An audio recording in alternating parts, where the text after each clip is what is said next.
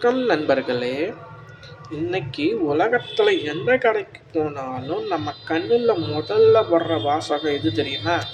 Made in China அப்படிங்கிற வாசகம் தான். அமெரிக்காவே மிரண்டு போகிற அளவுக்கு சீனா பொருளாதாரத்தில் மிரட்டிக்கிட்டு இருக்காங்க. ஆனால் உங்களுக்கு ஒரு விஷயம் தெரியுமா? இந்த வல்லரசு நாட்டோட நாணய மதிப்பு யான் இந்திய ரூபாயை விட ரொம்ப குறைவு. இந்திய ரூபாயை விடவும் அமெரிக்க டாலரை விடவும் ரொம்ப குறைவு. ஏன் சீனா அவங்க பணத்தோட மதிப்பை ஏற்றவே மாட்டேங்கிறாங்க? இது அவங்களுக்கு நஷ்டமாகாதா? இல்லை இதுக்கு பின்னாடி பெரிய மாஸ்டர் பிளான் எதுவும் இருக்கா? இதை பற்றி தான் அன்ஃபில்டரான காரணங்களை ஒன்றா பாயிண்டாக சிம்பிளாக எளிமையாக சொல்கிறேன். வாங்க வீடியோக்குள்ளே போகலாம்.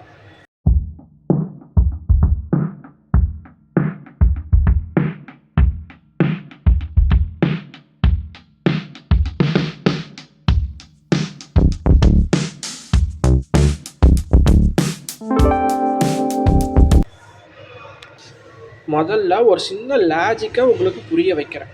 இப்போ ஒரு சீன பொருளோட விலை 100 யுவான்னு வச்சுப்போம். யுவான் மதிப்பு ரொம்ப குறைவாக இருந்தால் மற்ற நாட்டுக்காரங்க அந்த பொருளை ரொம்ப கம்மியான டாலர் கொடுத்து வாங்கிடலாம். இதனால் உலகத்தில் இருக்கிற எல்லா நாடுகளுமே சீனா கிட்ட இருந்து பொருள்களை வாங்க வரிசையில் நிற்கிறாங்க.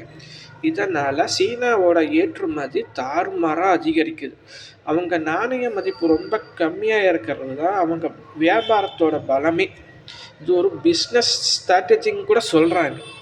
ரெண்டாவது விஷயம் என்னென்னா, வெளிநாட்டு கம்பெனிகள் இப்போ அமெரிக்காவோ இல்லை ஐரோப்பாவோ ஒரு தொழிற்சாலை ஆரம்பிக்கணும்னா அங்கே லேபர் சார்ஜ் ரொம்ப அதிகம்.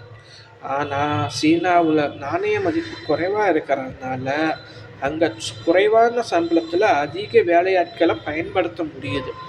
இதனால தான் ஆப்பிள்லேருந்து டெஸ்லா வரைக்கும் எல்லாமே சீனாவை நோக்கி படையெடுக்கிறாங்க.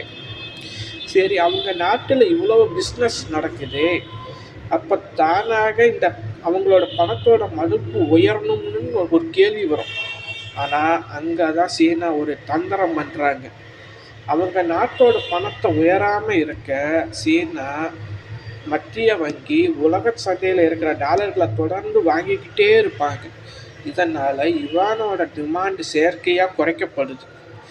இதனால தான் அமெரிக்கா பல முறை சீனாவை கரன்சி மானிப்புலேட்டர்னு திட்டுறாங்க. வாய்க்கு வந்தபடி திட்டுறாங்க. ஸோ சுருக்கமாக சொல்லணும்னா, சீனா தன் பணத்தோட மதிப்பையை வேணும்னே கம்மியாக வச்சுருக்காங்க. அப்போ தான் அவங்க பொருட்கள் மலிவாக இருக்கும். அப்போ தான் உலகமே அவங்கக்கிட்ட வந்து பொருள் வாங்கும். இது மிகப்பெரிய பொருளாதார சதுரங்கம். சீனாவோட ராஜதந்திரம் இன்னும் எத்தனை நாளைக்கு வேலை செய்யணும்னு நினைக்கிறீங்க? இந்தியா இதே மாதிரி பண்ண முடியுமா? உங்களோட கருத்துக்களை கானஸ்டாக கமெண்ட் பெட்டியில் வந்து சொல்லுங்கள். இந்த வீடியோ பிரிச்சிருக்குன்னு உங்களுக்கு நான் நம்புகிறேன். இந்த வீடியோவை லைக் பண்ணுங்கள், உங்கள் நண்பர்கள் மற்றும் ஃப்ரெண்ட்ஸுக்கு ஷேர் பண்ணுங்கள். முக்கியமாக சப்ஸ்கிரைப் பண்ணுங்கள். ஜீவா அன்ஃபில்டர் சேனலை சப்ஸ்கிரைப் பண்ணி தொடர்ந்து ஆதரவு தாருங்க. நன்றி, வணக்கம். அடுத்த வீடியோவில் சந்திக்கும் போது எந்த மாதிரி தலைப்பில் விவாதிக்கலாம், எந்த மாதிரி தலைப்பில் பேசலான்னு சொல்லுங்கள். நன்றி, வணக்கம்.